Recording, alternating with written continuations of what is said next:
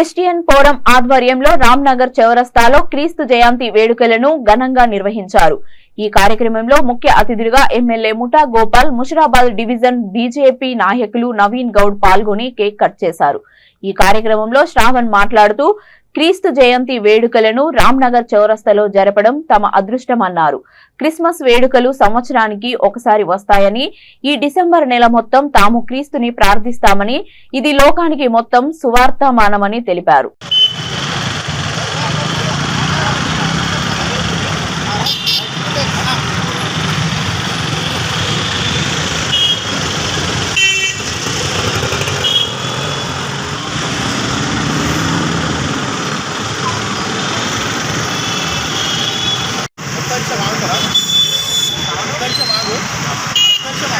చౌరస్తాలో క్రీస్తు జయంతి వేడుకలు మరి ఘనంగా జరుపుటకును మరి సహకరించిన మా ఒక మెంబర్స్, అదేవిధంగా మా పర్మిషన్ పోలీసు వారికి ధన్యవాదాలు తెలుపుకుంటూ మరి ఈ కార్యక్రమం జయకరంగా నడిపించిన వాళ్ళ ఎమ్మెల్యే ముఠా గోపాల్ గారు, అదేవిధంగా లోకల్ కార్పొరేటర్ నవీన్ కూడా మేము ధన్యవాదాలు తెలుపుకుంటున్నాం.